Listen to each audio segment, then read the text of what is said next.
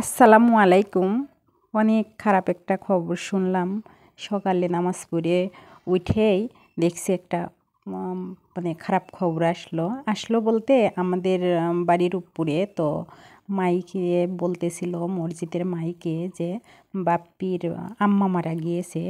3 বটতলা বাপ্পির আম্মা মারা গিয়েছে। তো খবরটা শুনে তখনই ভাবলাম যে কে মারা গিয়েছে। পরে দেখি, মানে ভালো করে জানলাম যে বাপ্পি ভাইয়ার আম্মা মারা গেছে। মানে ব্লগার বাপ্পি আর বাংলাদেশি ব্লগার মমতিশা আপুর শাশুড়ি। তো উনি রাত 12:30টার দিকে মারা গিয়েছে। ইন্না লিল্লাহি ওয়া ইন্না ইলাইহি রাজিউন। তো শুনে খুব খারাপ লাগলো। তো এটা মানে ভাবতেছিলাম যে মাইকে কি ওনার কথাই বলল। তারপরে শুনি যে না, সত্যিই উনি মারা গিয়েছে। আসলে খবরটা শুনে খুব খারাপ লাগলো, কারণ ভাইয়ারা তো নাই, ওনারা তো শ্বশুরবাড়ি গিয়েছে আর উনি তান বাসায় ছিল। তো খবরটা শুনে আসলে খুব খারাপ লাগলো।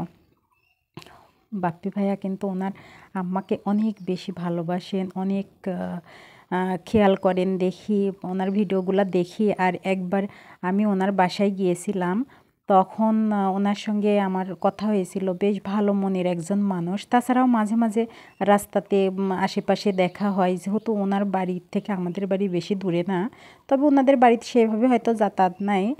একবার গিয়েছিলাম, তো ওনার সঙ্গে কথা বলে বেশ ভালো লাগেছিল। আসলে তিশা আপু নিজেও খুব ভালো মনের মানুষ। ওনার সঙ্গে কথা বলে যেটা বুঝছি, আর সেই সঙ্গে তানজিলা, ওরা আসলে ফ্যামিলিটা সবাই, মানে সবাই খুব ভালো মিশুক। ওনাদের বাসায় আমি একবার যেয়ে বুঝছি। তো আল্লাহ ওনাকে ভালো রাখুক। উনি মারা গেল এই যে আজকে সকাল 10টায় ওনার জানাজার। আসলে একজন মা চলে যাওয়া যে সন্তানের কাছে কত কষ্টের, শুধু সেই সন্তানই বোঝে। আর তারপরেও মায়ের শেষ সময় পাশে থাকতে পারলো না। তা আপনারা সবাই ওনার জন্য মন থেকে দোয়া করবেন, আল্লাহ যেন ওনাকে ভালো রাখে। খুব খারাপ লাগছে। কাছে কিন্তু দেখতে যাই নাই, দেখতে গেলে হয়তো বলতে পারতাম, তো আমি যাই নাই।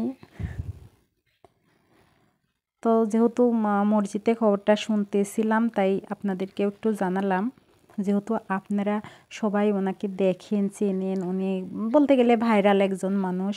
যেহেতু ওনার ছেলেরা ইউটিউবে মানে কাজ করে এই জায়গায়, তো সবাই যেহেতু ওনাকে দেখেন ভিডিওতে, এই জন্য মনে করলাম আপনাদের সঙ্গে একটু শেয়ার করি, যেহেতু আমি শুনলাম।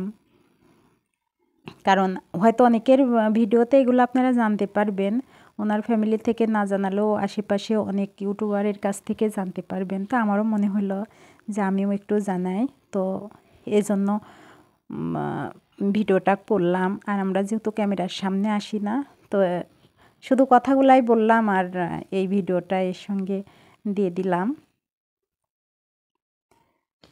তো আপনারা কেউ কিছু মনে করবেন না, আর সবাই আন্টির জন্য দোয়া করবেন।